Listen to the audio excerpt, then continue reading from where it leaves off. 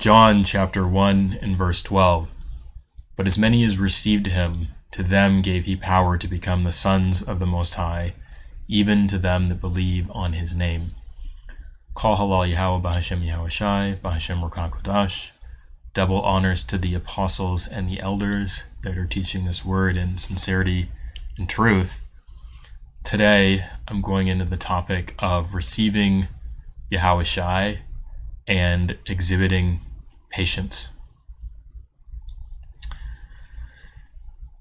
This topic it's a very meaningful one to me. It's an area that, again, I've struggled with over the past few years, and I think through that struggle, I've learned a lot tremendously in just how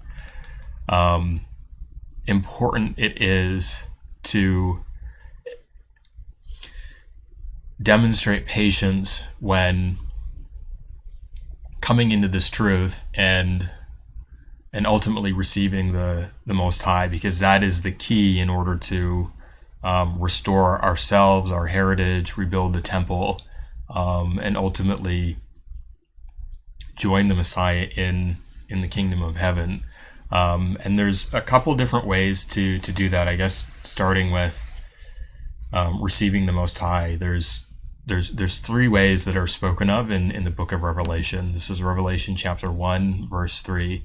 Blessed is he that readeth, and they that hear the words of this prophecy, and keep those things which are written therein, for the time is at hand.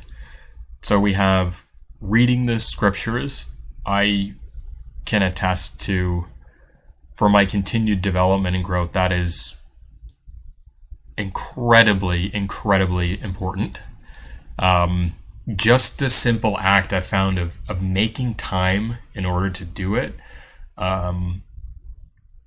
goes so far with the Most High, and he will meet you.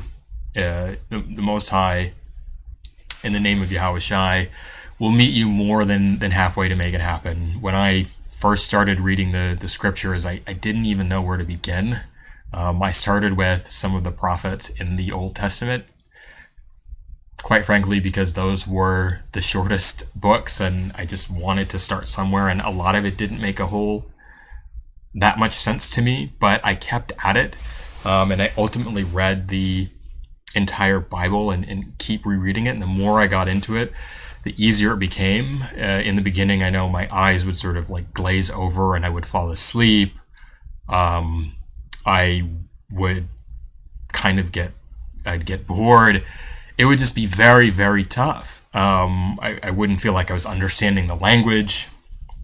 I would kind of like mentally just stumble over the words. But although it was tough at first, the Most High made it easier and easier over time. And a huge part of that development and growth also came from hearing the words of this prophecy, in particular, checking out the YouTube videos from the apostles and prophets that are teaching this truth. And if you're looking for the place to go to receive that, it's a great millstone, and they have produced thousands upon thousands. The brothers in truth there have produced thousands upon thousands of videos going into virtually every topic, expounding upon all different facets of the scriptures, and really helping, it's very much helped me gain an understanding of the truth in a way that,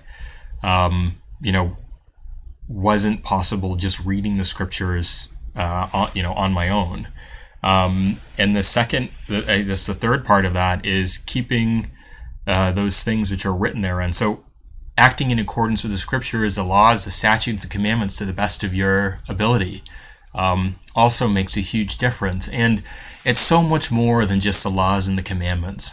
It's behavior, it's ways of thinking, and it's ways of life that aren't necessarily sins if you don't follow them, but it is certainly unwise not to. And if you're looking for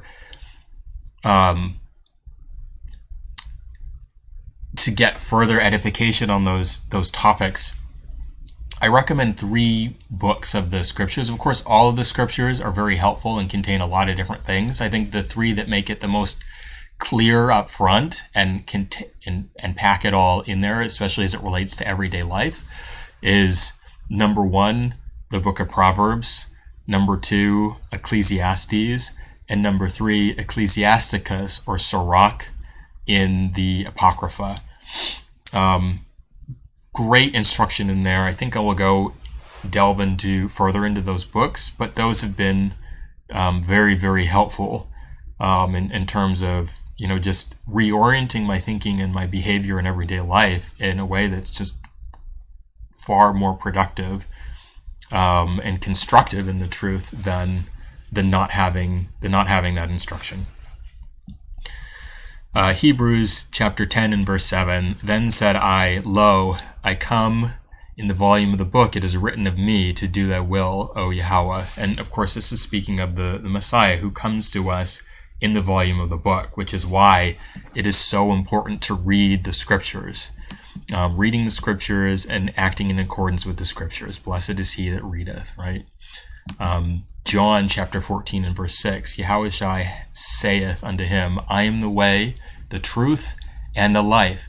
No man cometh unto the Father but by me. So it's very clear the way in order to return to our heritage is the Israelites, return to our power, Yahawah, and receive that power to become the sons of the Most High is through the Messiah who comes in the volume of these scriptures, in the volume of the book. That is the Bible plus the Apocrypha.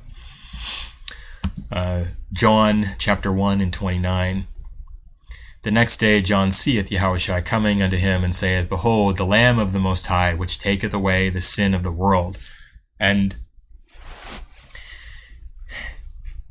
it reinforces that point made before, but this is also another area to, I think, shift into the second aspect of what I wanted to speak about, which is patience and understanding, especially goes for me, that there's an order that the Most High set out forth. There's an order in Israel. Everyone has a place and a purpose, in particular as that relates to the elect, the 144,000 plus the 1/3 of the nation of Israel. Which you have any questions about that, just make a comment below, and I can go into a lesson on that later on. And of course, you can find great information about that from the videos that the thousands of videos that the brothers at Great Millstone produce. But there's an order and a structure here that it's very important to have patience in seeing that roll out and that manifest. I can speak to myself, personally, that when I became involved in the truth,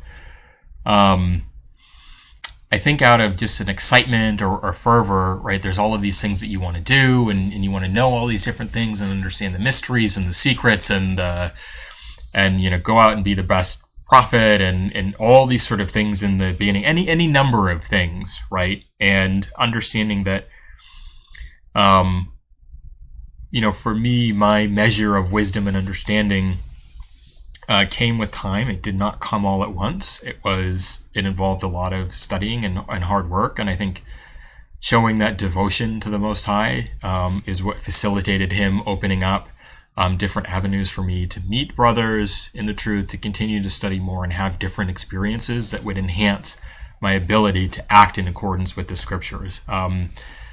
It's definitely been a tough journey. We all have our lot. What's tough from one person might be easy for another, and sort of vice versa. But for me, the idea of patience is really hard. And especially, I went into a lesson the other day. For me, it's having patience and understanding, as the scriptures say, like, this kingdom, this is not our rest. Our rest will be in the kingdom of heaven. And, there's times when, speaking for myself, I want to jump the gun and I want to relax now, and I want to be comfortable right now, or I'm tired from the long work day, the long work week, and I need to decompress. And I lose the patience and I go to Esau's kingdom to get entertainment, whether that's watching TV or, Esau is culture, you know, computer games, video games, television programming, content that he develops, that although I'm seeking for it as a place of rest, it is doing the exact opposite. It is not providing rest. It's providing distress, even if it appears like it is providing rest in the short term. It is ultimately being far more destructive. And so, coming to this truth for me, it's having that patience and realizing, okay, just hold tight. The rest in that period of time will come, but it is not through. It is not going to be through anything that this kingdom has to offer. And let me go into a scripture that's really cool that exhibits that. This is Exodus chapter 14 and verse 13. And Moses said unto the people, fear ye not, stand still and seek the salvation of the Most High, which he shall shew to you today. For the Egyptians whom ye have seen today, ye shall see them again no more forever. Yahawah shall fight for you, and ye shall hold your peace. What is so amazing to me about this scripture right here, and the whole story of Exodus, as our ancestors departed from our captivity in Egypt, was that we, quote unquote, didn't have to do anything. The Most High fought our battles for us. In this case, it was the Egyptians, but in the modern day times, of course, in America / Babylon is, Neo-Egypt, or the New Egypt, our final captivity in the kingdom of the Edomites. The Most High will fight our battles for us here, provided we have faith in Him and we hold our peace. So, for me, as it relates to myself, I can say that it's not seeking ways to necessarily change my circumstance or fighting to change my circumstance, but also not being afraid of my circumstances as well. There's just a particularly tough situation that I have been going through over the past couple of months professionally, and the Most High has come through in so many unexpected ways, and it is, it can be as something as high as your professional life. It can be something as small as, it's 12 a.m. and, you're having trouble going to sleep. And it's like, do I watch a, movie or, some of Esau's television programming, to get tired and to go to bed? Or, do I lay there and pray and sort of hold my peace? And holding my peace has always been the better option. Certainly there's been times where I've fallen into weakness and fled back to Esau or Egypt, to that kingdom to find some comfort or relaxation, but it never turns out. It always turns out for the worse. It really does. And so this idea of not forcing things but letting the Lord fight those battles for you is exhibited here in Ecclesiasticus, or Sirach, chapter 4 and verse 26. Be not ashamed to confess thy sins. That's a big one. But the second piece is, enforce not the course of the river. We don't have to force anything to make our situations improve. The Most High will take care of it. And further to that point, in Ecclesiastes, we still have to go about our normal lives, right? You can't just sit there and not do anything. If you have work, you still have to work, right? Ecclesiastes 11 and 6. In the morning sow thy seed, and in the evening withhold not thine hand, for thou knowest not whether shall prosper either this or that, or whether they both shall be alike good. We don't know what our actions will necessarily yield. The Most High knows, and ultimately He is in control of that. A scripture that I just wanted that also came to mind